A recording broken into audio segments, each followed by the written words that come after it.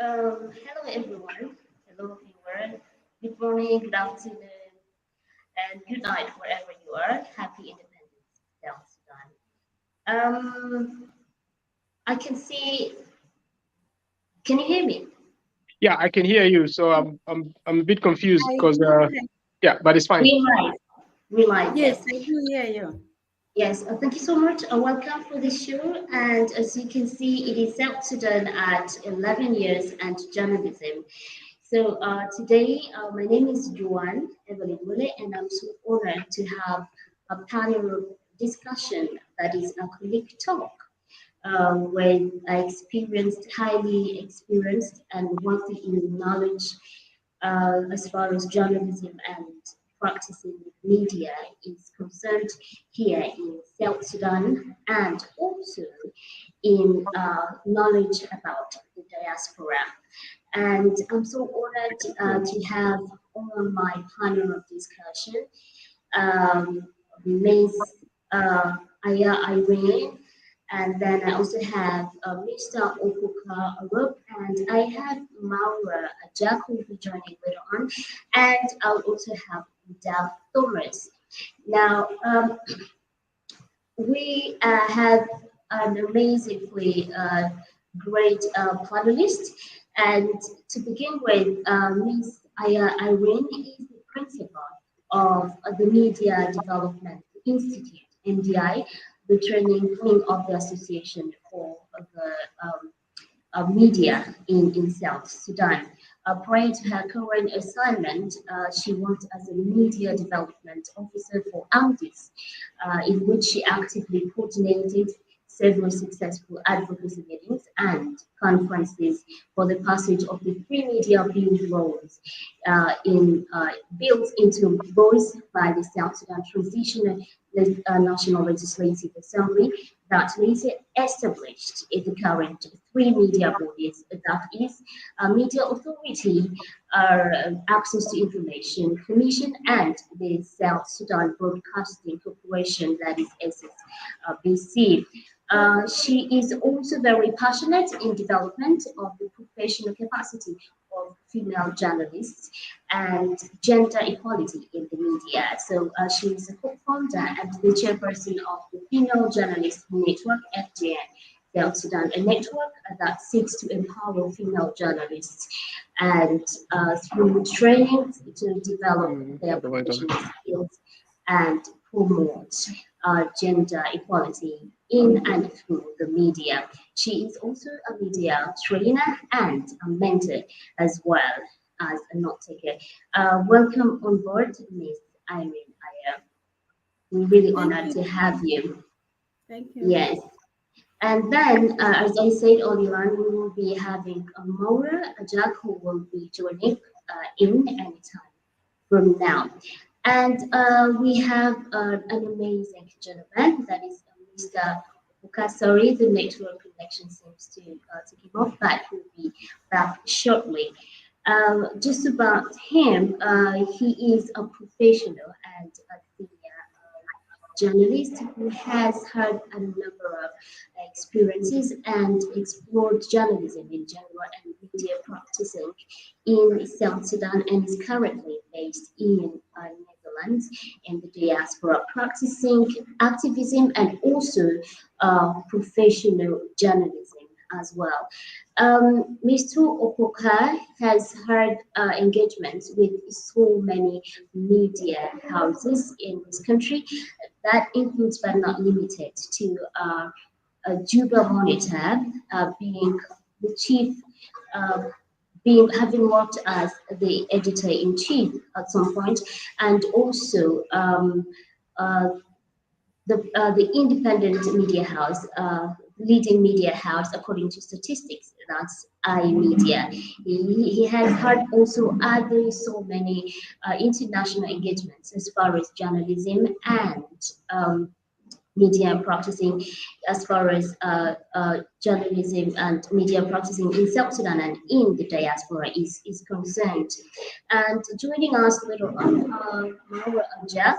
is an award-winning freelance journalist in South Sudan, and she is also a youth champion for the East African 2021. In 2014, Ajak joined the journalism industry, where she started her multitasking as a reporter, presenter, producer, translator, photographer, and a videographer. In 2021, she was awarded as a climate action, as she was awarded as a participant in the Climate Action Awards in East Africa by IGAD, the Climate Prediction and Application Center. Also in 2020, she was awarded as the best pitch zone in peace and governance by the African Women in Media. That was sponsored by the European Union delegation to the African Union. She's also participated as a human rights defender by the National Civil Society Community Empowerment for Progress organization, that is SEPO, for holding the presidential guards accountable for committing sexual assault against women and girls. She's also an alumni uh, of the International Women Media Foundation 2017 and Pan African Female Journalist Conference that happened in Morocco in 2018 to present. She's also a fellow at the International Women Media Foundation and 2020 alumni International Visitors Leadership Program, IVLP. Right now, she works with so many other media organizations that are internationally recognized, such as Al Jazeera English. She will be joining us later on in the later on now as we continue with the discussion.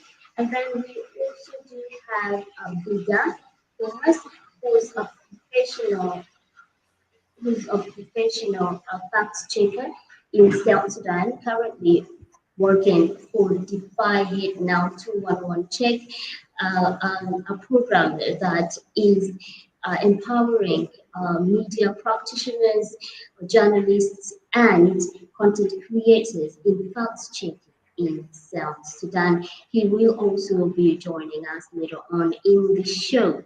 Now, I think we're finding a lot of difficulty in terms of connection, especially here in South Sudan, due to the weather as it is raining in so many other places around Juba, very, very heavily. And we can start it right away. Miss Aya, as we wait for our other colleagues, what do you think is, what can you say about the evolution of journalism for the past years since South Sudan since South Sudan became independent since 2020, 2011? Thank you so much, Joanne. I can say that a lot has happened since 2011. I recall that in 2011, coming up to 2013, a lot of media houses came up, a lot of newspapers, to mention, came up. We had newspapers like the Southern Eye, the South Sudan Today. We had newspaper like the Citizen newspaper. We have Juba Monitor. We had Nation Mirror. We had a lot of newspapers, and I can say up to 15 newspapers that I can recall. Of course, in the middle, when the crisis started in 2013, you find that most of the media houses were affected. And that is because of the conflict. I can say there were two areas that really affected the media so seriously. Number one, of course, the environment, the media environment became a bit harsh for the media houses, journalists. Some media houses were closed down, others were reopened later. But others, as I speak up to now, others have not been reopened. We had also a lot of journalists during those days that came up very vibrant journalists. And as I speak today, we have those journalists that we had those days. Majority of them are no longer in the field. We had those who left the country due to the fact that they didn't feel safe in the country. And we had those who just left because perhaps they went for other, other work in the NGO world, in other private sector. And we had those who lost their life, some due to the situation, and some, of course, died natural death. So this has affected the media greatly. We also had issue of economic crisis, and I can still attribute this to the war, the conflict in the country. You find that the economy became really very difficult. Media houses could not manage operational running costs, like to operate, because we see that South Sudan is still, in terms of infrastructure, is still a bit low. We don't have a source of power. So many media houses use generator and others use solar system. So these generators sometimes have issues with fuel. So you find that some media houses that could not really operate, they closed down because of difficulties in running costs. This also affected newspaper because printing costs also became very difficult. As I speak, in South Sudan, we don't have a local printing press. We have printing presses that are business owned by business people or by foreign companies, I can say. So we don't really have a locally owned printing press. And the printing presses that we have, I think currently we only have about two within the country. And their cost of printing becomes very difficult. So it also affected newspaper in a way that they cannot afford printing printing costs. We also have issues of radio station that cannot also afford buying fuel, on daily basis. First of all, they cut their working hours. If they were working, let's say, for 12 hours a day, perhaps they cut to 8 hours. Some even cut to less than 8 hours. So you find that programs, are affected because of economic crisis. Uh, yes, I can say that we have also registered some kind of achievements within the 11 years. For example, the achievement in terms of the laws, the media laws. Before then, we did not have media laws, and I mean, the situation was really very, very difficult. You find that, the security could just, interfere with media work anyhow because there was really no law. But then in 2013, late 2013, the media bills were passed into law. And in 2014, it was announced. So later in 2015, the bodies that were charged with the implementation of the three media laws were also put in place. Now, these are the current media authority, the Access to Information Commission, we have SSBC.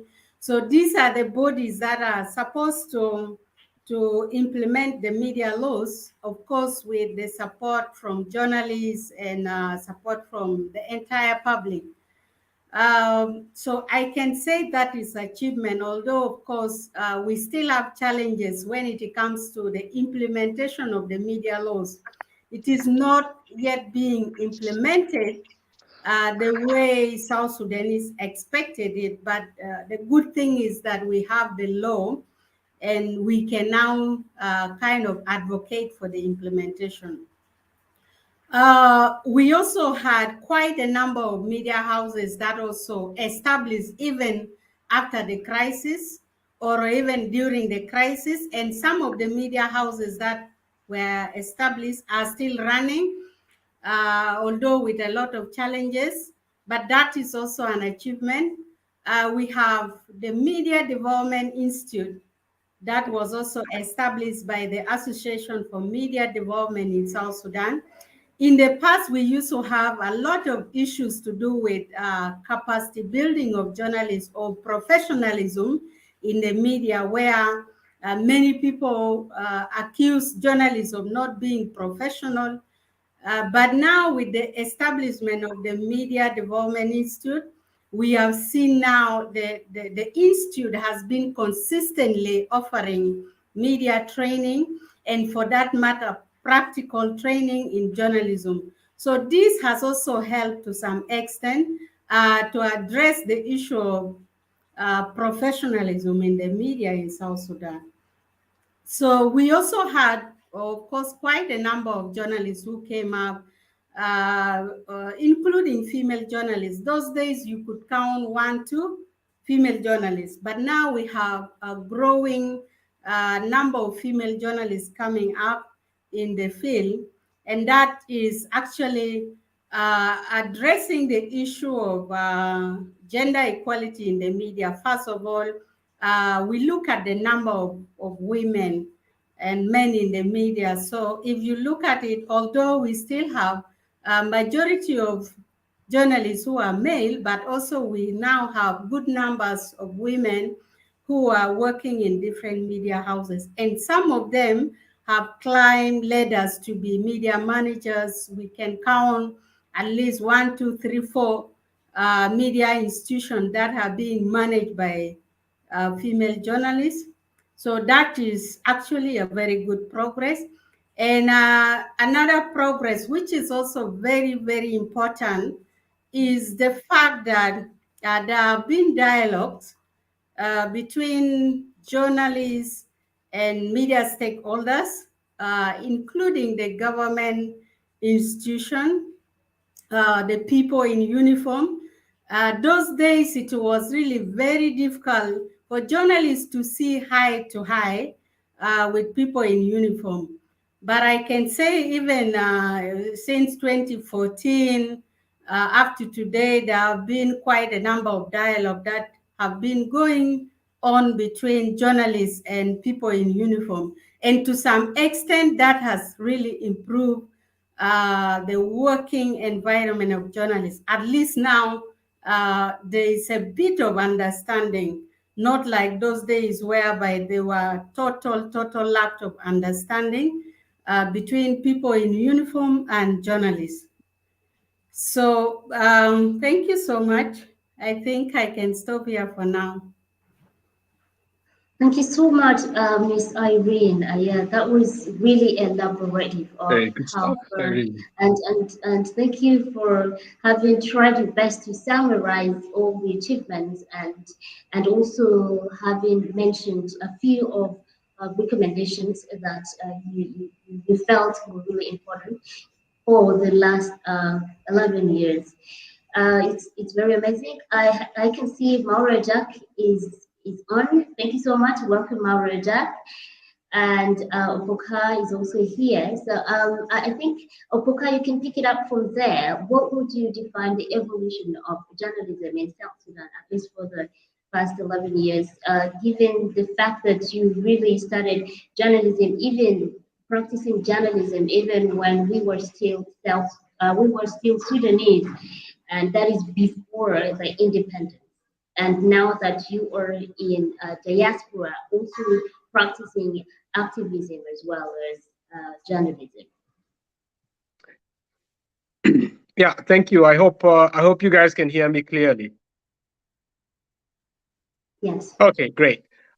So Irene has covered a lot already. So I think in the context of evolution of journalism, she has touched on a little bit on some of the issues. But I would like to say that I think this is a very complex question and I don't really know where to start. But to be honest, my knowledge of South Sudan's media history has been purely, I think, accidental. Um, for example, I worked at Juba Post by accident. It wasn't by design. So uh, my interactions with people like Andrea Bullen, Jada, the late Apollonia Matia, these were all purely accidents because in 2006, 2007, uh, it was journalism was quite different, I should say. Um, so when I think I visited one of the lawyers at my mom's office, and he found out that I had written a lot of scribbles on the newspaper about bad spellings or something like that. And then they said, "Well, why don't you go to the Juba Post and then try to help?" So I went, and then that is how I joined journalism.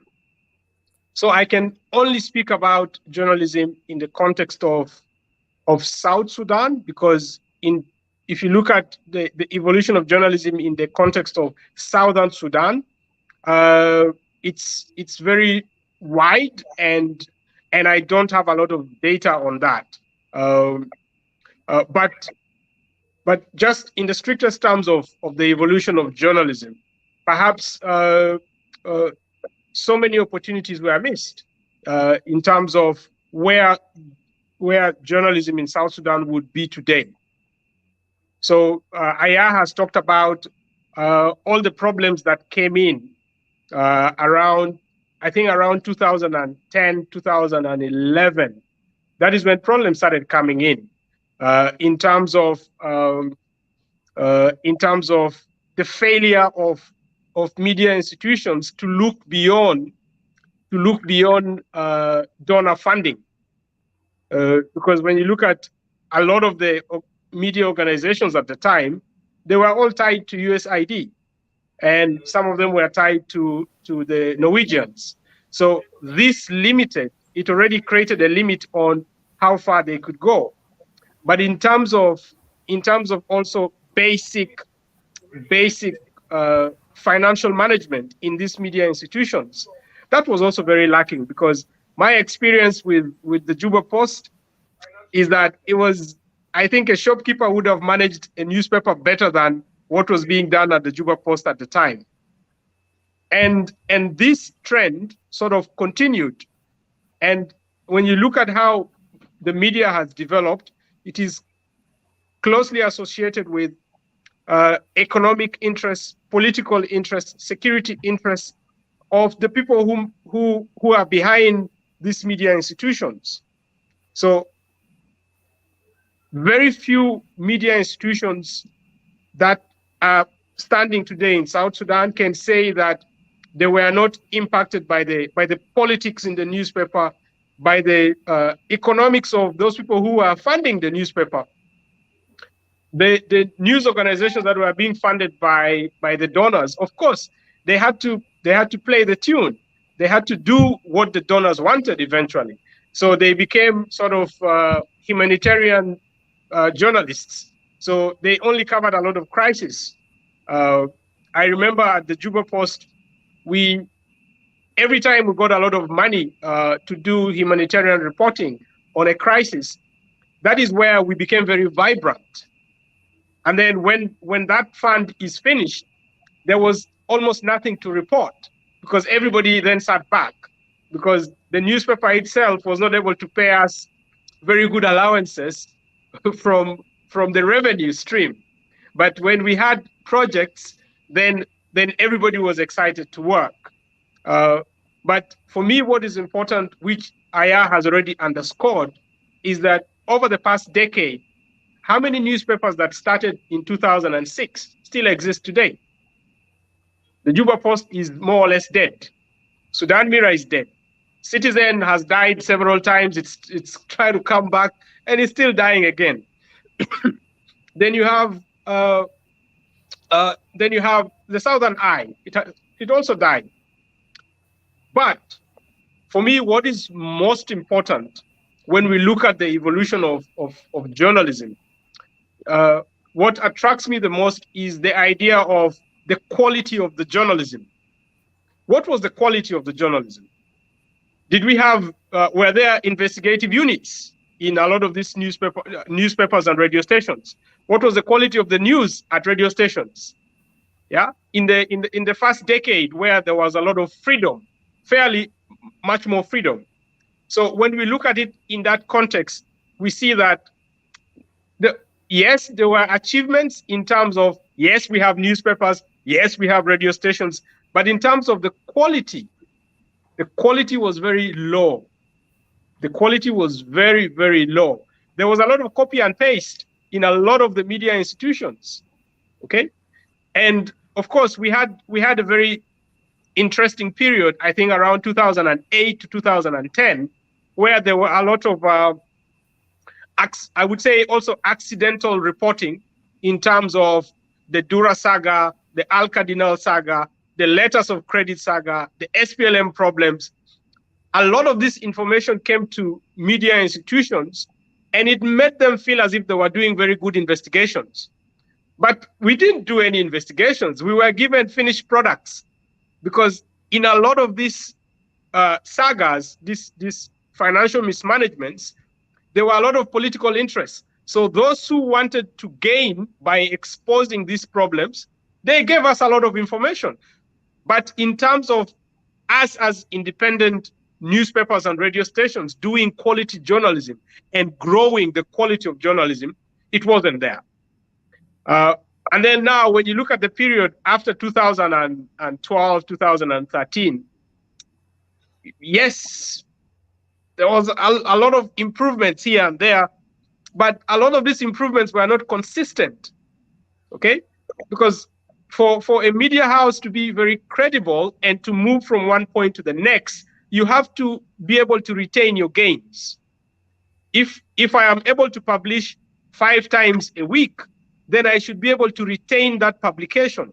If I'm able to have a news department producing news at every top of the hour, I should be able to retain that. And what is the quality of the news? Am I producing 5 articles? Am I producing 10 articles? Am I doing copy and paste? Whatever achievements you make, you have to be able to retain it. But in terms of quality retention, I think we failed a lot. All of us as journalists at the time, we failed a lot.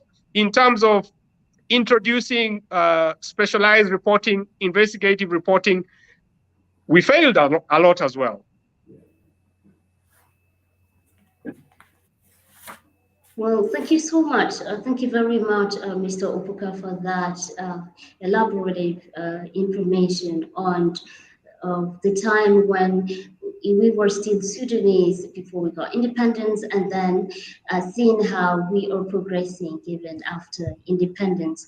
And I would, don't you think that the fact that South Sudan was not yet an independent state also contributed greatly to all the factors as far as conflicts of interest in journalism is concerned, by the information you just gave us? Well, I think being Southern Sudanese at the time, and yeah, I think we were enjoying far more press freedom than the Sudanese.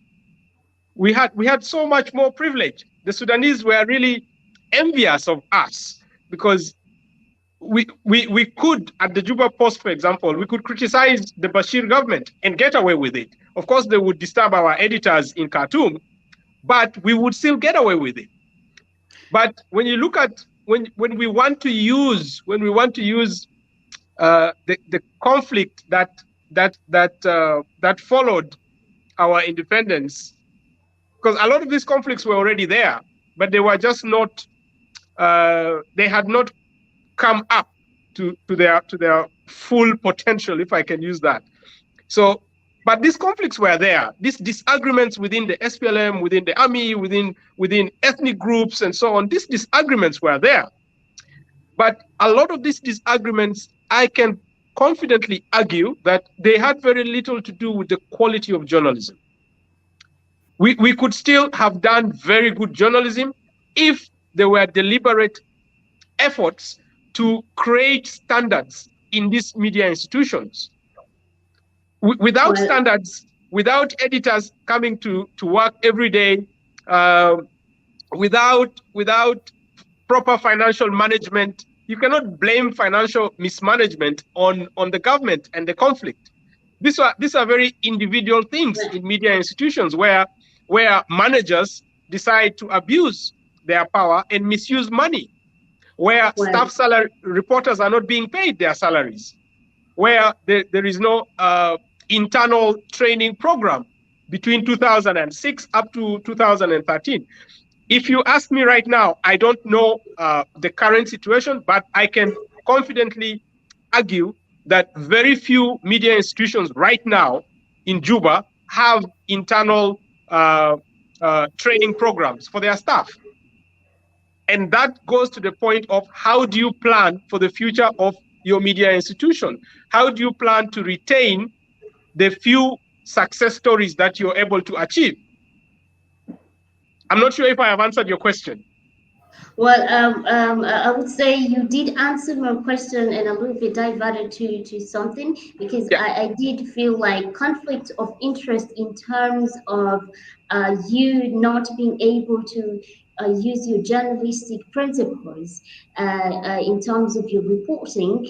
And then instead of doing what a journalist is supposed to do, you decide to do public relations because of the funding. And I was asking whether you think it is something related or something as a result of the fact that we were still Southern Sudanese. But again, you did say that you felt Southern Sudanese by that time did have more privilege of honest journalism or freedom of expression during the Bashir's government as compared to now, if I understood you well. Yeah. Yes. So a Okay. little bit about the conflict of interest in terms of, let's say, for example, at the Juba Post, we receive 100,000 US dollars to do reporting on returnees. Okay, that is good money. So the decision from the top, from the editors on the top, was that this is what we are going to report. Whether something is happening in parliament or not becomes irrelevant because this is where there is money, and that is pure economics in media. That where there is money, that money is what is going to be used to pay staff salaries. Yeah. So if the people at the top decided that the priority was reporting where there was easy money. Because if you do reporting about, let's say, what is happening in parliament, okay, you're not going to get any money from parliament because you reported from parliament. But when you receive 100,000 US dollars from, let's say, from USID or from Unimis, that is cash. That is cash in the account of the newspaper, and then you do the reporting. People get a lot of allowances, and so conflict of interest was something that everybody put it under the table. It was not so important as long as there was money coming in. And when you choose to do very good reporting about returnees, and you do a fairly good job, okay, and you decide to ignore reporting about what is happening in parliament, I think we were able to convince ourselves that we were still doing good journalism because we were reporting about facts, about the returnees, about the problems facing them. The only issue is that there was money. We were doing it because there was motivation of US dollars coming in. That's interesting in there because I have a feeling like everyone would want to go for the money, and by all means, in any implementation of any project, whether in journalism or any other kind of work, money is a very big factor that affects on how this project is going to run. And I'm really impressed with such an elaborative information. I can see Mr. Bida Thomas, 211 check. is with us here, Mr. Vida. You found us discussing a few things, and my question to you, as a professional fact checker and somebody who is also very knowledgeable as far as journalism is concerned, is that how would you define the evolution of journalism, or and because I do believe you are the first institution that's defined now that has decided to be ambassadors of fact checking, and also to train and nurture content creators, media practitioners in journalism on fact checking.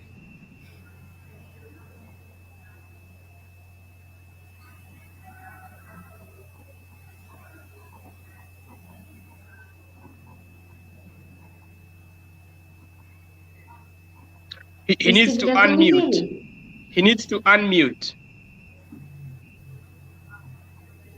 Can you unmute Bida? Mr. Bida, can you unmute?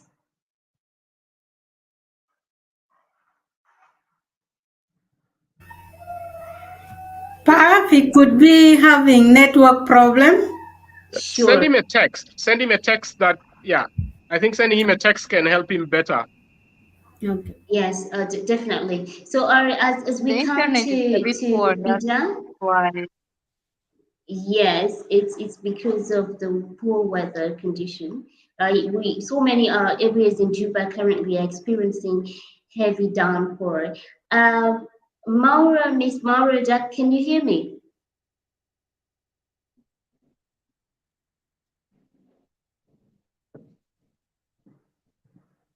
Maura I doesn't can seem to. hear you. Oh, thank you so much. Yes, yes. We have been discussing about the evolution of journalism since Southern Sudan and now South Sudan as a nation. What would you say about that? How would you define it? I can hear you. Can you hear me? Yes, we can hear you.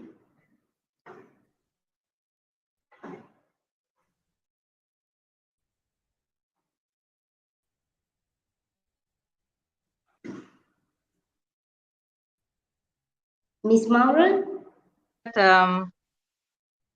Okay, to be honest, I don't know that much, but the difference is there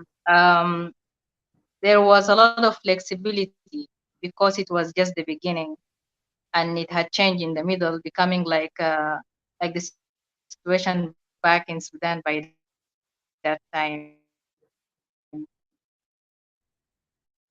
You can hear me? Yes, yes, I can hear you.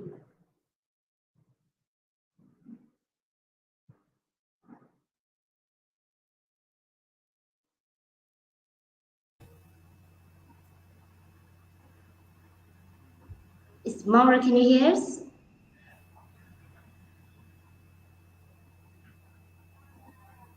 Okay, there seems to be an issue with the connection, but again, Bida, can you please unmute? I don't know if you've seen my text. Joan, I am unmuted. Thank you so much. Thank you so much. So I was asking earlier about what you think of journalism in terms of how long you've seen it, being a person who is very, very much informed as far as journalism is concerned, and also a professional fact checker. You engage in your kind of work a lot with journalists to see that the content is checked, is fact checked, and you put out there the right information. So, do you think, to a bigger extent or less, uh, has journalism been positive, or has it been professionally practiced in the country?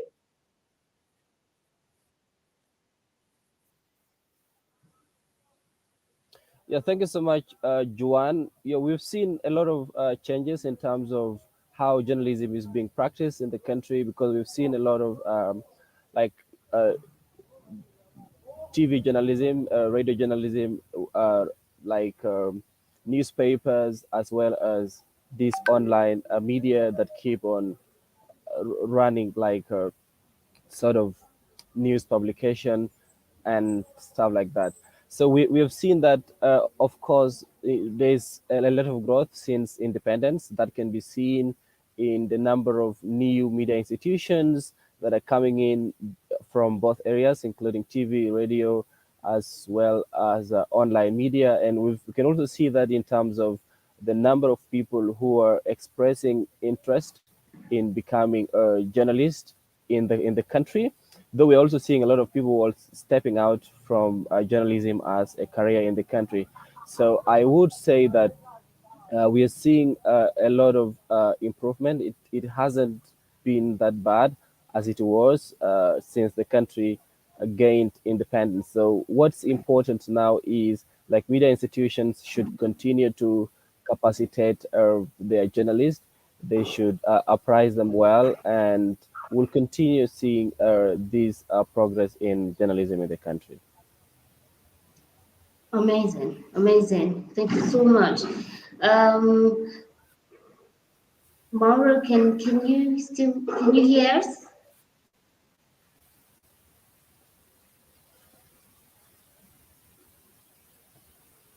Uh, it seems Mauro's internet connection is really disturbing, but we will get her along the way. Let me find out something briefly. So, in your opinion, Okuka, do you think that being an activist and somebody who's practiced journalism way back and now, do you think there has been a lot of professionalism coming up in the recent years as compared to when we thought it was all about the money way back?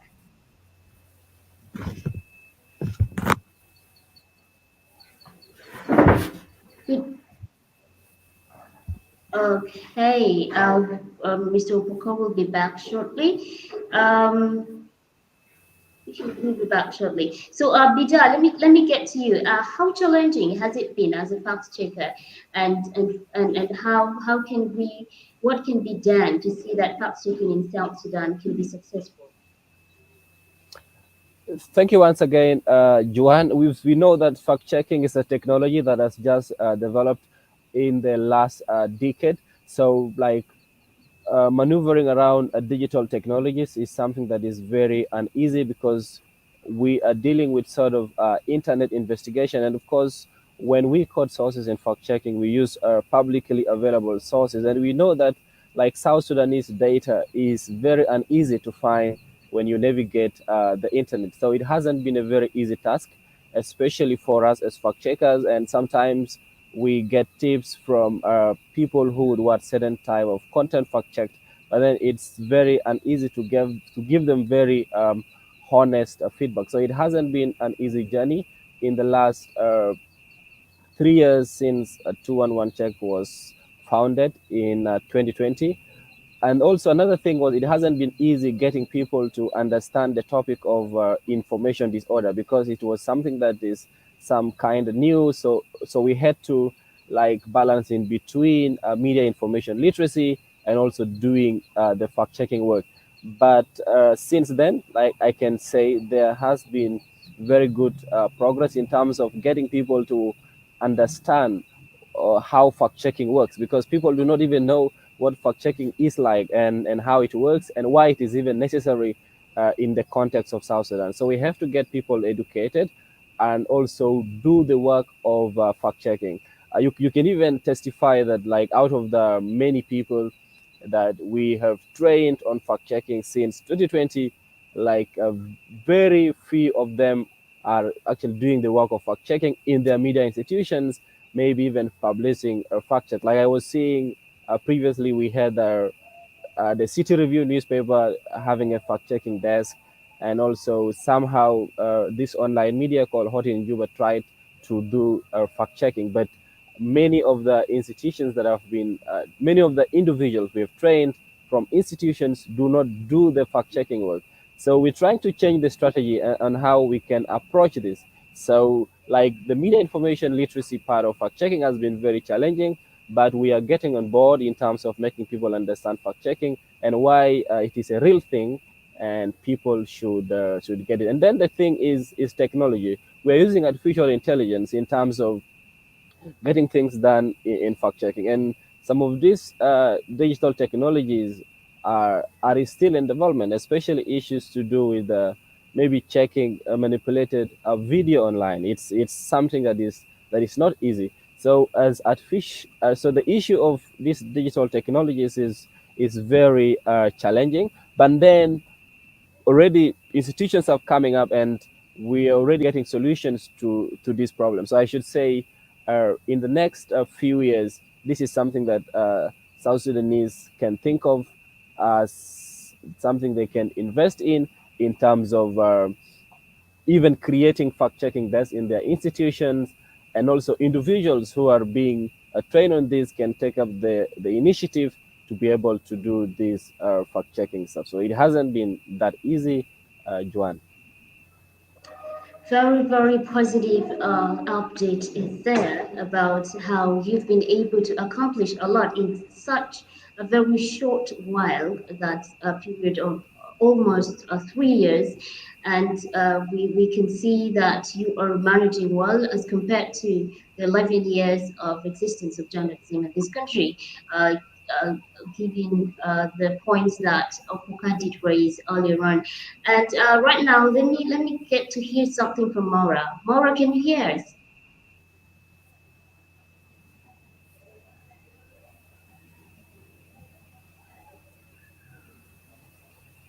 Maura, can you hear You can us? hear me now? Yeah, you Yes, can yes. hear me now? Thank you very Yeah. much. Yes, Maura, I understand your internet is really, really unstable. So let me understand something. How has it been easy for you to practice, to thrive, in fact, in journalism, especially in very male-dominated kind of society as far as media practicing is concerned, and then get recognized internationally, given your profile of a number of recognitions and also awards as well. How challenging has it been? How have you been able to do that? Thank you. The journey wasn't easy, and the challenge is it's every on daily basis, like it's growing and new challenges coming up. And it doesn't mean that challenges like to stop me or to stop the fellow journalists from practicing their duty. It means like a step up level on how to improve the environment and how also to give the right concept to the public and then also to the authority about the role, the importance of journalists, for instance, or importance of media in the country. Um,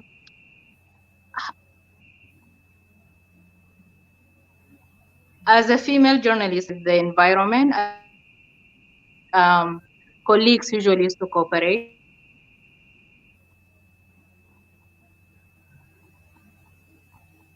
and the challenges taking places. And it depends also to back us up. And also, it's not about me being a female, but it's about also giving the good image of being a journalist or giving also the right image of being like, why am I serving in this industry? I'm serving for the people. I'm not serving only for myself. And the other thing is about the vision as well. We are building legacy and we're writing history as well. Uh, why should we damage it? For instance, if we face, like, for instance, one challenge or one harassment, this is it. I have to speak out loud about it. But instead, I supposed to look into it and then to move ahead. Yeah. Amazing tips there for any journalist out there. Do you think there are enough opportunities for female journalists in South Sudan? We do have opportunities, and it's upon us how to be collaborative and to encourage teamwork. We have a lot of entities around that they are trying to support journalists, and even like whether you are facing a lot of difficulties or whether harassment, name it, a lot of cases been facing journalists. But unfortunately, those entities, they are there, yeah, but they're trying But the issue is sometimes we divert from the right track. And instead of moving ahead and to learn how to give more tips to other journalists how to behave in the field, and instead we're not doing that enough. We are giving a routine sessions or workshops, and instead of giving new workshops to journalists and then to improve their level, at least it will reflect also our image. For instance, today I will retire, or Irene will retire, or Opoka. We need to mentor new journalists around the country. And then they will represent us. If they're going to represent the same thing that we have taught them, and then they have to upgrade other journalists as well. Amazing. You did mention about the challenges that are faced in the process of practicing journalism. What are some of the challenges that female journalists face in their course of duty in South Sudan? Some female journalists, based on the experience, based on the interaction I had with the female journalists in the country, it depends because um, most of them like they encourage to be quiet instead of sharing the fear, because the more you fear, the less you will practice, or the less you will have a strong performance, and then to prove that you are there, you deserve the right support. The other challenge is the issue of not to promote. We have a lot of young female journalists upcoming, but they don't know the right track. They need some guidance. It's not only from us as female journalists. For instance, I've started with male mentors from Wow all the way to Juba. Um, for them, they taught me how to start and how to tolerate pressure and their harassment every day. But there is need of giving you guidance how to manage it, how to control it, for instance. It's not like because I've been beaten today, this is the end. Or if I've been harassed by a male colleague or by any security, for instance, this is the end. No, it's not the end. How about tomorrow? What do I have in my note, for instance, or in hand to achieve? What am I going to tell my grandchildren, for instance? What do I have for this country? Because we are still growing. It's 11 years now. So what do we have 10 years ahead? Amazing. Miss Aya, Maura did mention a number of things, saying this need for capacity building and also the need for mentorship to young female journalists in terms of how to be resilient and thrive in journalism. You are a very senior media personnel and a trainer as well. How is journalism perceived in your course of work as also the principal of the Media Development Training Institute, rather Media Thank, Development Institute? Yeah. thank you so much for the question. Journalism, I don't know in other country, but in South Sudan, journalism is perceived as what, a field for men, and then it is perceived by some people as a spy entity, as an entity that is there to defame people. Yes, and you can mention many. So, and it is also seen as an entity that is for people who are not professionals. So some people think that you can just join journalism even when you don't have formal training. And so many people have been, of course, accusing journalism not being professional because they looked at journalism as a field that it is open to everybody. So people can just join. Uh, uh, People can join as DJs, presenters, and sometimes those people are, of course, not from journalism background, and they don't have actually training in journalism. So, and I cannot deny that we don't have those categories of people. We have a few people, of course, who are in journalism and they have not really got formal training in journalism. They might have got training in other discipline, but they admire to be journalists, so they join. But some of those people later join School of Journalism and they have acquired some skills either through workshops or through a course. So it is very difficult. Even for me at MDI, we really face that kind of challenges. You see that there are people who comes and they actually have even formal training, let's say in mass communication, but that person actually cannot translate what is in their paper in journalism. I think Kopoka can attest to that. You find people have good papers, but they cannot really do anything in journalism. So they are there.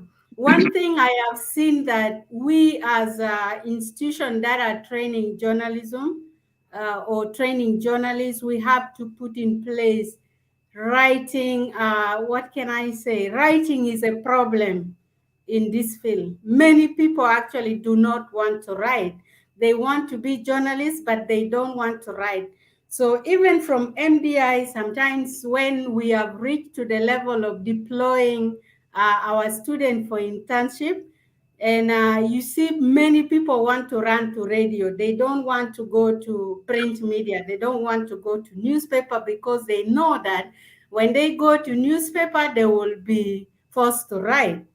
So, and then you ask them, so if you go to radio, are you not going to write? For them, they will say, yes, I'm just going to be a presenter or I'm going to anchor news. And for us, we argue that even when you're going to be a presenter, you have to write because you have to have a script in which you are going to follow when you are doing presentation. But unfortunately, you find that many people actually, many presenters, they go to the studio without having a proper write-up of what they are going to present.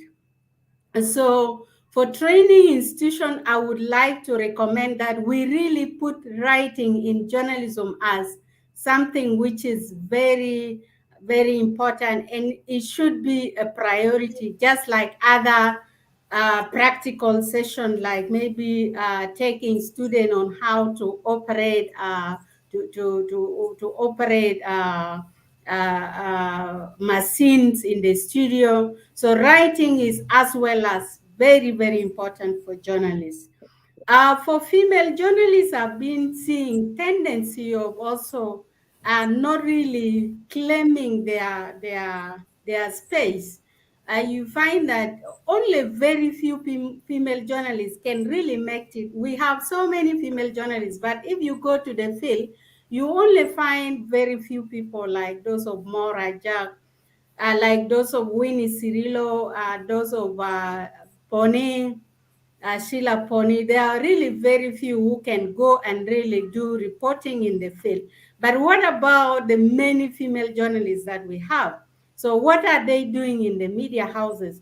So when Mara is talking about mentoring of female journalists, we have been doing that. We have been doing mentorship of female journalists where we call them and talk to them about how to scale up their work so that they can actually catch up with the competition in the media sector. I actually I cannot say that we have competition now. I think those who are watching us from afar, they can see that there is totally lack of competition in the media by journalists themselves and even by the media houses. No competition at all. But in the near future, maybe competition is going to come, and competition can actually improve the media in a way that when people are competing, the content will also improve because everybody will want to be read. The newspaper, their newspaper would want to be read by people. They would want their radio station to be tuned to. But as I speak now, there is really total lack of competition in the media sector in South Sudan. So, and I believe one day it will come. And once it comes, journalists should be ready for it. So it is now that they should make themselves ready for that competition, which is going to come. Well, Yes, for the female journalists again, there is, of course, need for the media houses to also put priority on training female journalists who are working with them. And also priority should be put on assigning female journalists for also serious reporting, not like assigning female journalists for soft news and assigning male journalists for hard news. And this is what is happening. So sometimes you find female journalists cannot grow, they cannot develop because they are sometimes assigned very soft news, and sometimes they don't go to the field alone. So assigning female journalists is also another way you can actually develop female journalists. Training them is also another way of developing them. At least don't just ignore them that they are not coping up or they are useless, but you try to train them and try to give them tough assignments so that you see, because there are those who can do it, but they are not given the chance. Thank you. I amazing. can stop here. Amazing. Thank you so much. And I think, Maura, do you think that most of the female journalists are actually not professional? What is your opinion on that? It's not about being not professional. It's about how we give them the courage to multitask. I've started with a former female director, and she told me if you want to learn and improve, use the tough way to upgrade. So we're not giving the current journalists we have the tough ways. We're giving them the easy ways, like Irene was mentioning. I cannot be a presenter because there might be like um, emergency can come in, you know? Maybe I need someone who can write a story, someone who can run the studio. I can give an example where I've started in WOW, Voice of Hope Radio. Like one person can run the whole radio station, whether you are two or three, but you know what you're going to do in the radio station. From opening the generator and then the transmitter all the way to the schedule of the day, and then recording the whole day programs. That's how it's supposed to be. That's how we can motivate the other upcoming journalists. But unfortunately, we have like profiteers within the industry. Let's admit about that. They come in because they're thinking like they can invest within journalism and they can gain money, and yet it's wrong. We're supposed to improve the other generation and then to prove to the authority we have a right also to play our role in a transparent ways. And the other thing is that's how we always have like young journalists falling into trouble with the security, you see, and using the social media in a wrong way. Like I've been harassed by national security, for instance, or I've been taken to the Blue House, and yet you're not trained. You weren't given guidelines because of your director, or maybe because of your editor, or maybe because of your program manager. We shouldn't forget about that. We're supposed to look about the loopholes within our industry instead of looking outside. That's why we are ignoring within and we're looking at outside. And we have a lot of opportunities online. But yet, who is encouraging those journalists to apply? Yeah, we do try like, hey, this is the link, you apply for this opportunity. But there is laziness also and fearing of writing.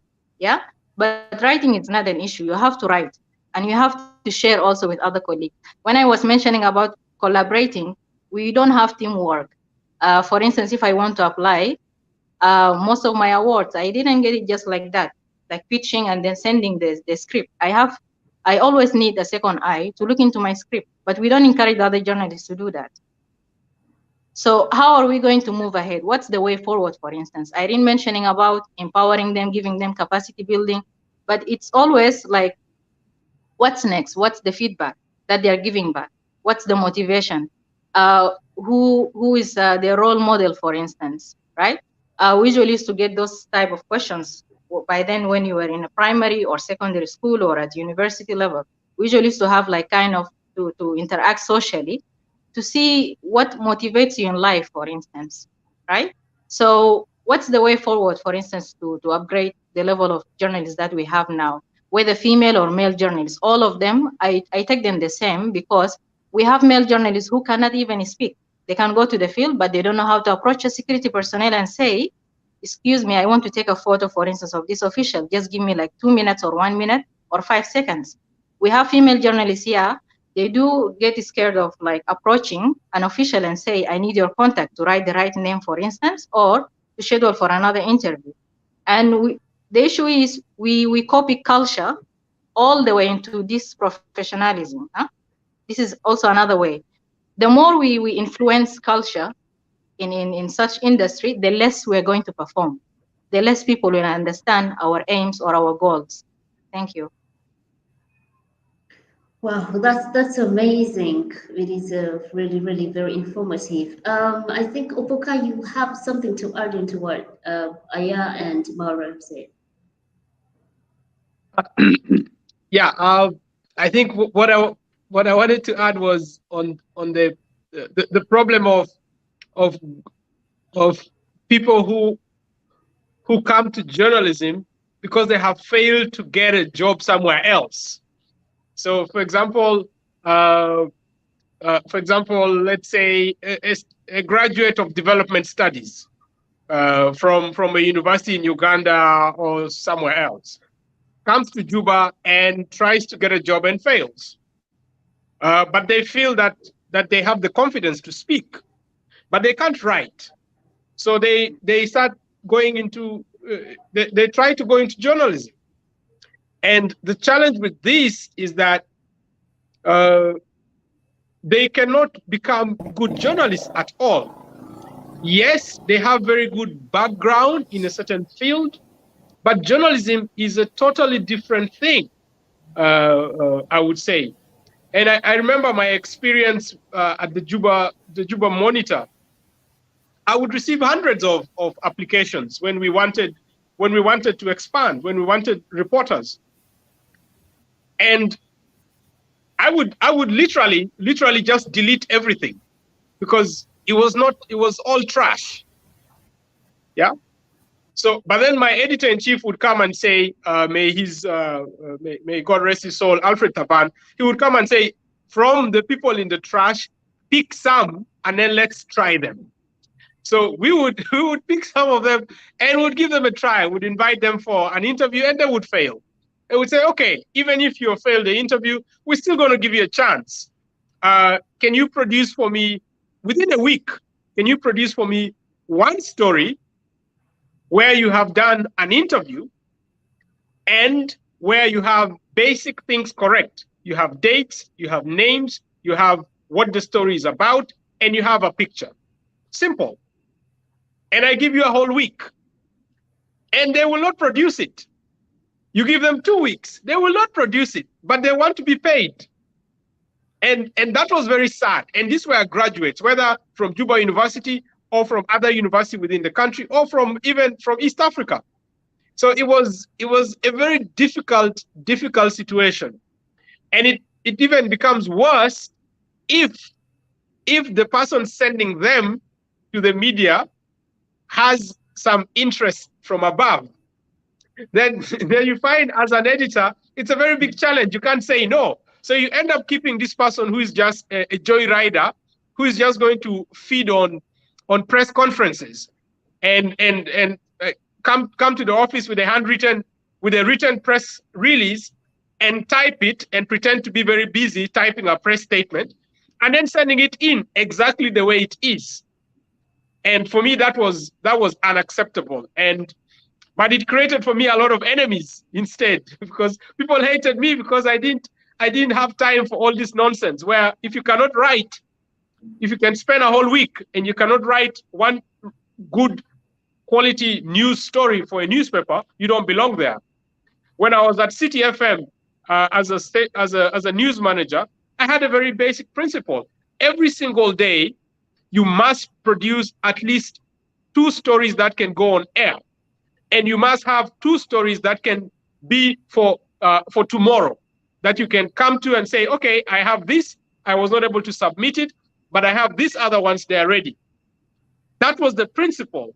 And if you don't create those principles, it allows very many journalists to become very lazy And they will begin having this idea that, well, the newspaper can be produced even if I don't have an article. Or the radio station can copy and paste news from Gurtong or from Radio Tamazuj, and we will still be fine. I did not accept it. That was completely unacceptable for me. Yeah, thank you.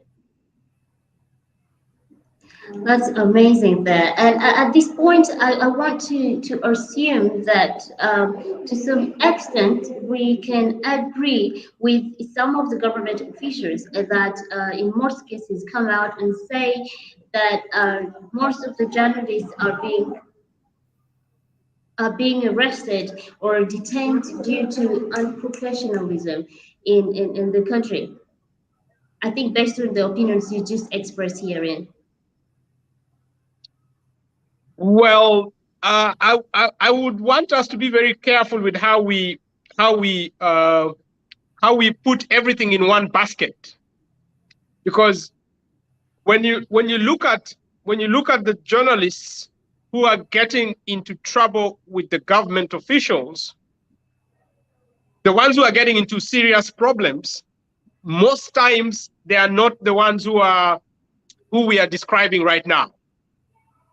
I think, for example, when I had issues with the national security over our reporting of the conflict in 2013, my reporting was based on facts. For example, when we were reporting about the opposition taking over Malakal or Rukona, we had facts. And when me and Alfred then get into trouble, we did not get into trouble because of laxity of our journalism. No. So we should be we should draw a very clear line that yes, there are people who get into trouble because they don't know the rules of journalism, but then there are people who get into trouble because of good journalism. When you do good journalism, there are people in government who are not very happy that you want to do journalism in that way, and then you can get into trouble for that. So I think there is a distinction there.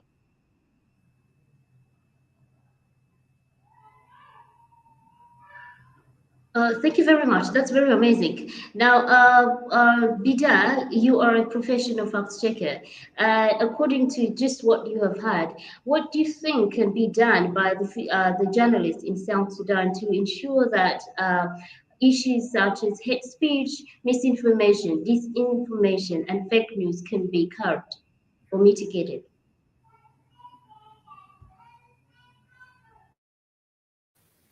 Yeah, like first, these journalists should have a passion for the work.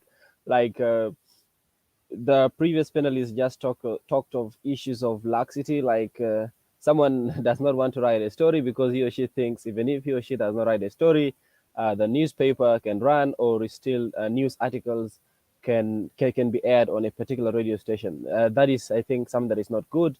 Like people should have passion for their work. When they get to work, they should be able to produce reasonable articles that they can present to their editors, and then the editors guide them accordingly. Like most of the editors in these newspapers or radios, they are very cool with their reporters, and they are ready to offer some sort of guidance where necessary in case there's anything that you don't pick clearly. So journalists should have the love for their work.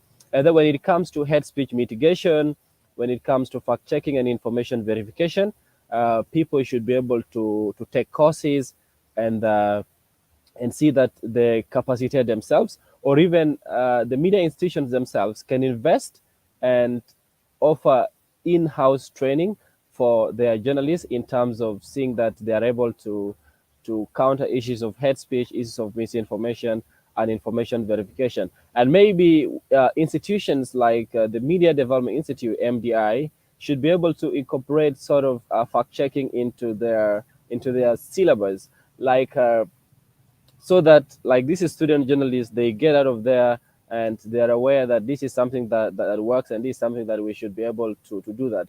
And then also as journalists, we should be very careful. We should make sure that we are in a peace-oriented media. Like yesterday, I had some sort of issues with some journalists on Twitter.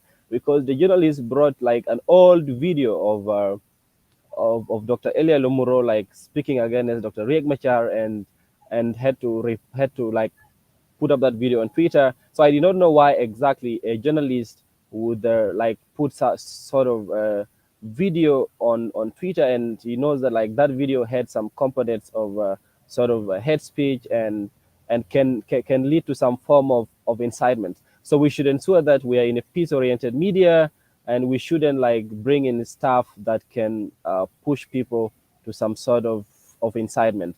And then people should embrace sort of capacity building. We've seen issues where like journalists are not expressing interest when it comes to sort of capacity building training programs, especially like female journalists. For instance, when we put up expression of interest for our training program, because we have long training programs like 3 months where we capacitate content creators on fact check and information verification. So you find that out of 100 or 50 or 6 applications that we receive, they're literally like less than 5 female who express interest. And also when we call for workshops, you find that majority of participants who show up for these workshops are actually like male. Like you find just less than 10 females in a workshop that is supposed to bring together 25 participants. So this is something that is very challenging.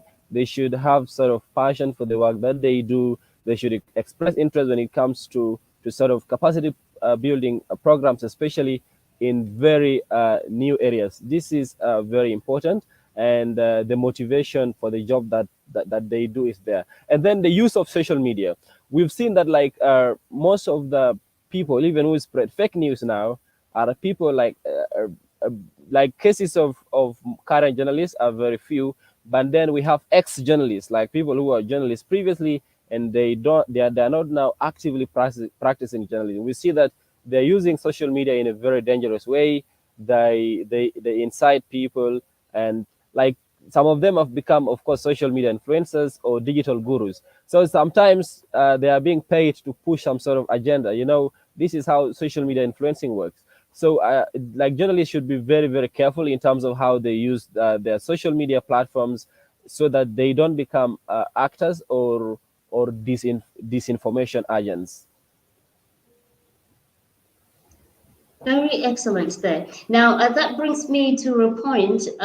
Ms. Aya, being the chairperson of the Female Journalist Network, recently launched a policy that is the media gender policy that has a lot to do with guiding the female journalists, and I mean journalists and media managers in the country, to see that these competence, these professionalism as far as media is concerned in South Sudan.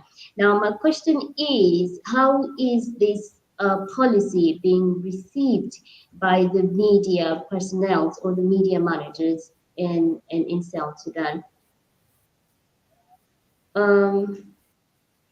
Miss Aya seems to be off, but I think she'll get back.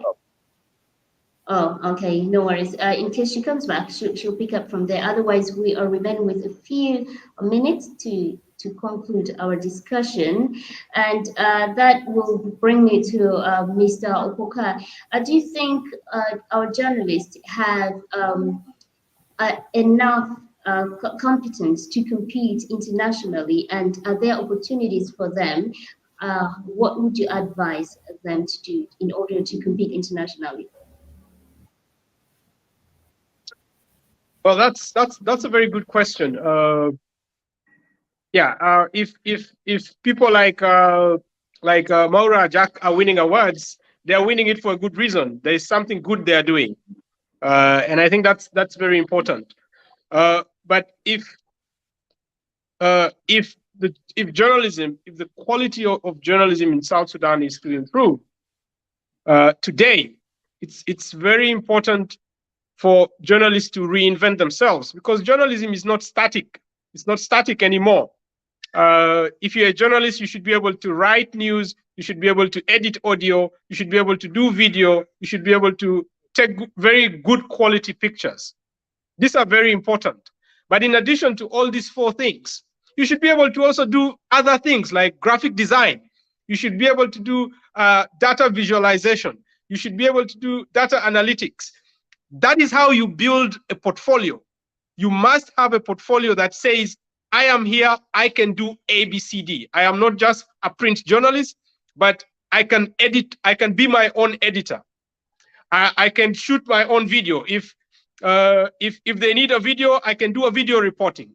If they need an audio, I can do an audio. I can do a podcast. So today, if South Sudanese journalists want to be very competent internationally, they must look into these things. And you don't have to go back to school to learn all these new things. There are so many online tools, online trainings. You can take a lot of these courses. Some of them are free, and they equip you really well.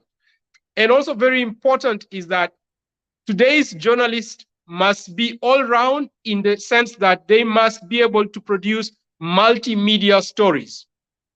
What do I mean by a multimedia story? It should be a story that can cover, let's say, a podcast format. It can cover text. It can cover video. It can cover data analytics, visual presentation. Journalism is moving towards multimedia storytelling. If you're still doing a story for, and South Sudanese journalists are very lucky that you can still print for a newspaper and you still get paid at the end of the month. In the Netherlands right now, Netherlands and Belgium, where I'm attending some programs, you cannot, with the income from writing one story a day or two stories a day, you cannot pay your bills. It's not possible.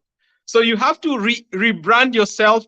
You have to reinvent yourself to make sure that you are a multimedia journalist that can write project proposals about investigating something. Say, for example, I am a journalist for a newspaper in the Netherlands, say the Volkskrant. There I can write one article a day or two articles a day or 5 articles a week. That's okay, but that income cannot sustain me. So what do I have to do? I write a proposal to do my own investigations, to do my own stories that I can produce as multimedia pieces. My multimedia story, I can sell it to so many different institutions. I can sell it to a newspaper in the UK. I can rework it and sell it to a newspaper in Germany. I can sell it to a newspaper in Africa. That is how you make the extra money to be able to sustain yourself as a journalist. If you don't do that, then you can only do journalism as a hobby, where you go to a radio station and you're a presenter. That is a hobby. But serious journalism today, you must rebrand yourself as a multimedia journalist and learn all the skills. You're not going to say, oh, I've written a story, I need an editor for it. No, that is not possible today. Oh, I have written a story, I don't have a picture for it. No, it doesn't work. If you're doing that, you cannot be competitive in the region. In East Africa, you cannot be competitive. Ugandans and Kenyans, they are running very far now. There are so many multimedia journalists in East Africa. South Sudan, I don't see very many. And if you come to Europe and the US and Canada, most journalists, they spend very little time in their media institutions. Majority of the work that gets them recognition and awards are projects. You write a project to investigate something, you get a grant for it, you get good money. For example, the European Journalism Fund, I am able to apply for a grant of about 50,000 euro. With the 50,000 euro, I can do a collaboration with journalists in Egypt and in South Sudan and in Sudan to do investigations on the dredging of the Nile. Now, for 50,000 euro, we can pay ourselves income for about 6 months. That is the future of journalism.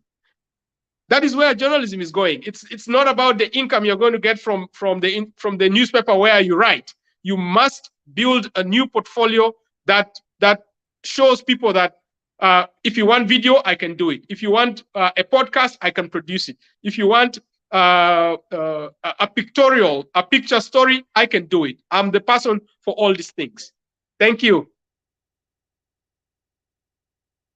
Right. Thank you so much. And we've really taken long. And when we are to talk more about our journalism, we can spend the entire year talking about journalism and how best we can improve as journalists in this country. We shall have a part two of this. Yeah. I think to see how we're progressing, and I am really really honored. Unfortunately, when the time gets when it's about to get done, that's when the most interesting part comes in. So basically, Maura, welcome back. I don't know if you can hear me. Yeah, I can hear you. Yes. Ayai is not here, but we want to hear your last remarks and recommendations. Most of our discussion has been more on pointing out issues that make us not to perform as journalists, and also in our earlier discussions, you did point out a number of recommendations, but there could be something that you feel was not actually said, or something you want to say as your last remarks. Thank you. Um, just in brief, I will say, like, my advice to my fellow journalists, whatever it takes, let's keep on moving ahead, and we have to be courageous enough. And to my fellow female journalists, it's not the end, but we have to move on, because the more you will be quiet, you will be there. No one even will notice that you're quiet. Um, and the other recommendation is to the other media entities, let them upgrade the role of journalists, and then the capacity. Let it not be a routine workshops. Let them push away the profiteers, people who are um, spoiling the industry. We have to look into that so we can have a transparent industry. Thank you.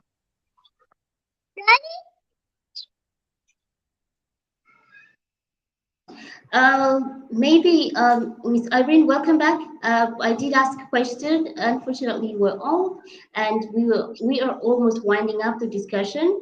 However, if you can kindly in a few minutes briefly tell us more about the media gender policy that was recently launched by the Female Journalist Network, and how the media houses are actually reacting to it, how did they receive it, and how easy has it been or easy to implement? And also say your last remarks. Thank you so much, Joanne. Sorry, I was interrupted by internet. So the media gender policy was drafted last year, and early this year we have launched it. So far, we have done 2 consultations with media managers and editors from various media houses. Basically, they have supported the policy, and they have promised to start implementing it in their various media houses. The policy basically talks about, first of all, we looked at how we can increase the number of female reporters and female journalists in the various media houses. So under that, we said if we have to increase the number of female journalists in the various media houses, what should be done? So we look at the issue of safety of female journalists. To encourage more female journalists, that means that their safety has to be guaranteed, so that they are able to do their work without or with less pressure to their safety. We also look at training, capacity building of female journalists, which should not only be done by the network, but it should be done by the various media houses, because journalism is a dynamic field and things change on daily basis. So the training that they might have come with from the school where they studied may not be enough and may not be relevant in the near future. So there must be a kind of capacity building which is supposed to be going on in the media houses. Other areas we looked at how to increase the voices of women in the media. In the past, of course, you could count like in the newspaper, if you look at the newspaper, how many women are written about in the newspaper, and what are the content, what are they saying, or journalists, what do they look out for when they want to get comment from women.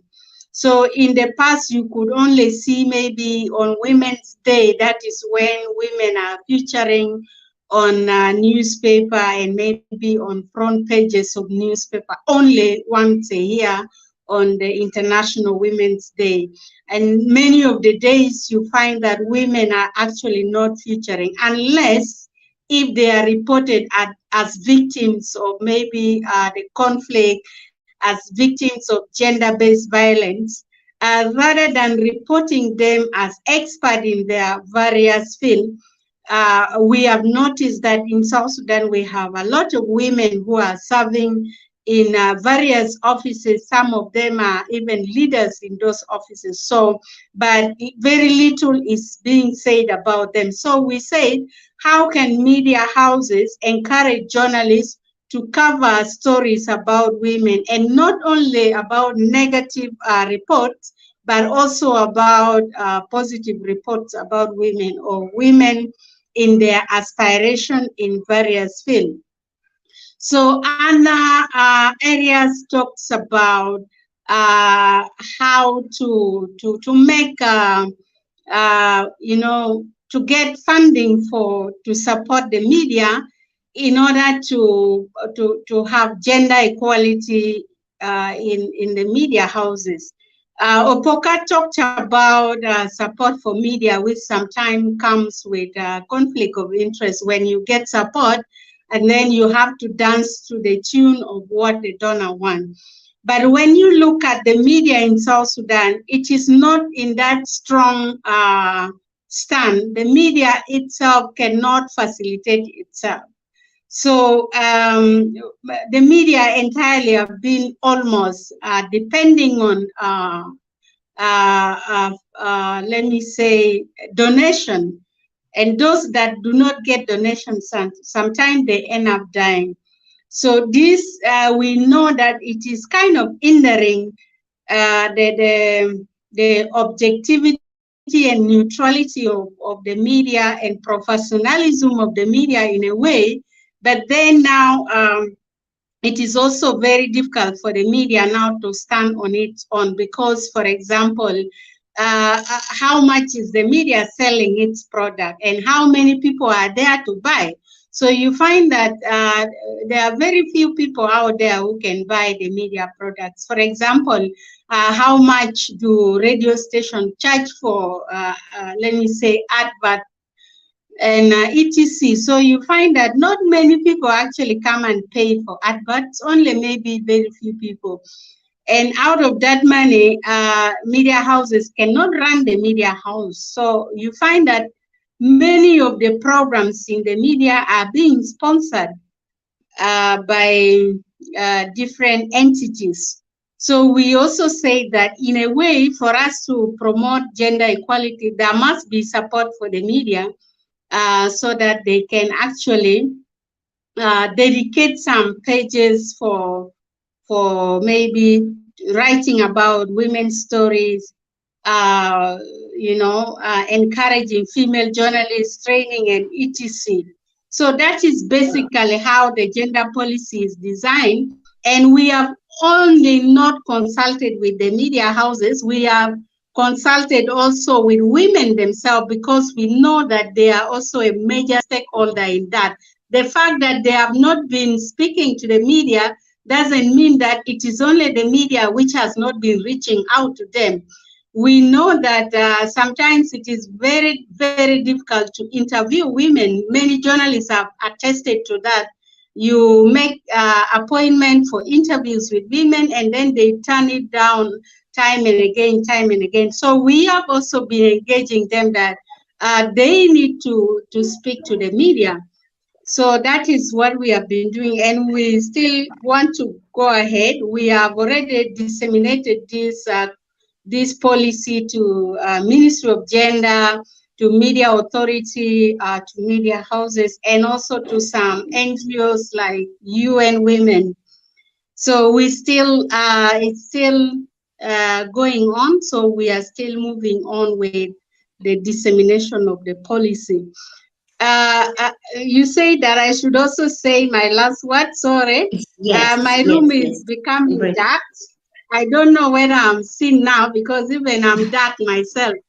So yeah. So We my can last see word everything. is that we still have a lot to do in terms of journalism in South Sudan. So journalists themselves have to really build themselves up in terms of training, in terms of, upholding the ethics of journalism, so that they stand strong in the field. I still see that there are activism is still confusing journalism.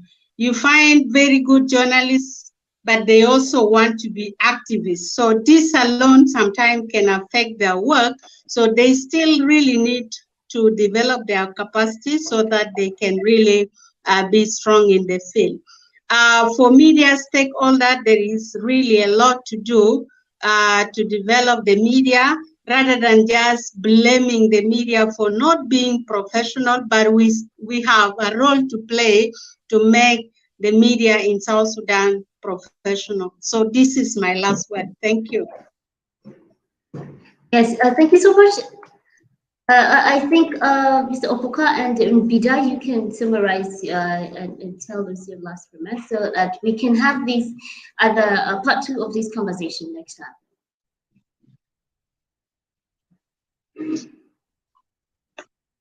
Yes, Opoka, you can go. Yes. Okay. What can I say in summary?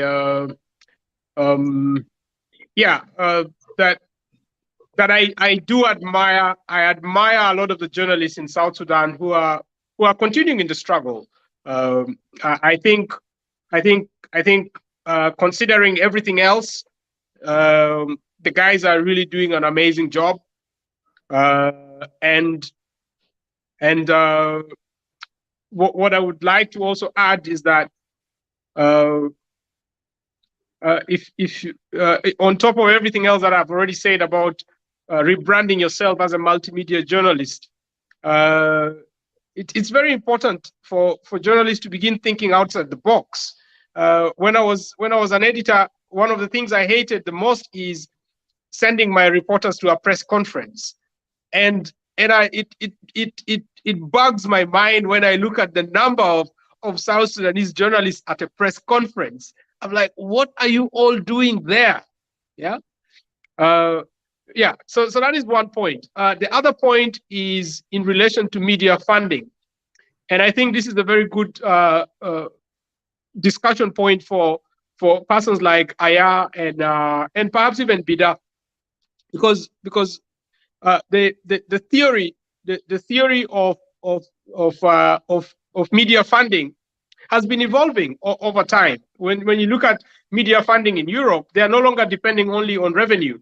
They are also depending on a lot of grants from governments, because the idea of the fourth estate is that that you play a very crucial role in ensuring the health of democracy, rule of law, and good governance.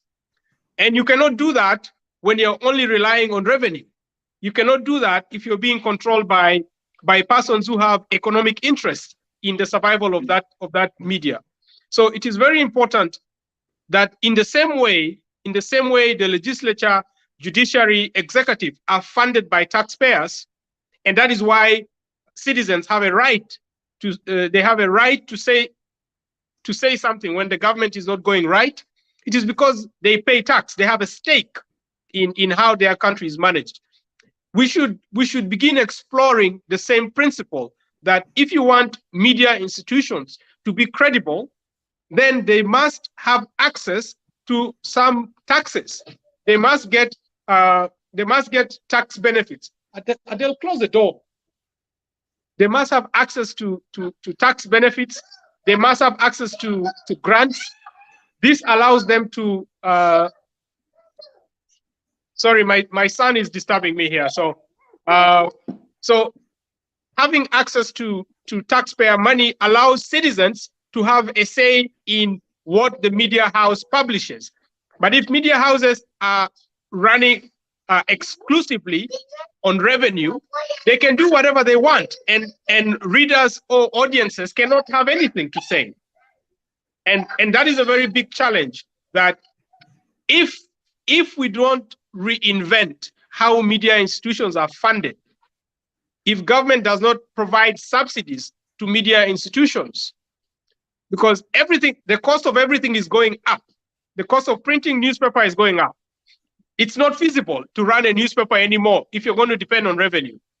It's not feasible to run a radio station and have quality newsrooms if you're going to rely on revenue alone.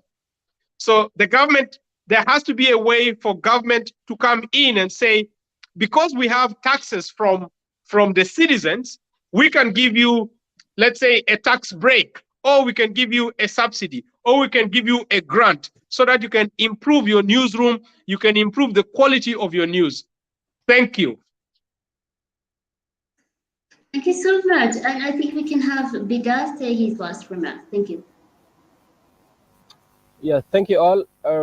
This has been a very good discussion. So what should happen is very important point from Opoka. That is why in our current trainings that we run, we also ensure the aspect of multimedia content. We train journalists on how to do basic graphics, basic videos, and we emphasize on the importance of these skills. Like as a journalist now, you should be able to do most of the things, including even WordPress publishing, so that when you go to a news media that has a website, you are able to do that.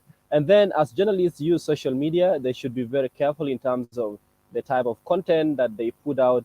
They should ensure that they don't become agents of fake news, and they don't also incite people to violence and maybe promote some sort of hate speech. Thank you very much, Joanne, and we look forward to the next discussion. Wow, thank you so much. Just to say something about the contributions from our comments here, from one Garang, Jericho Garang, right? Also a very a professional multimedia journalist here. He says tremendous inputs. Dear panelists, this conversation has been helpful. I'll not be able to read all the comments that are being put in this thread, but we appreciate everyone's efforts. We appreciate you, our viewer. We appreciate everything that you're doing. And we also appreciate the South Sudanese Women Intellectuals Forum for giving us the opportunity to freely discuss journalism. And also, we want to say thank you to South Sudan and everybody else, and wish you a happy Independence Day. Go have fun and enjoy. To your son, happy Independence Day, Opoka. I know he's missing you. So somebody also did say here next time you consider the kid. So happy independence, South Sudan. Thank you. We've come to the end of this discussion.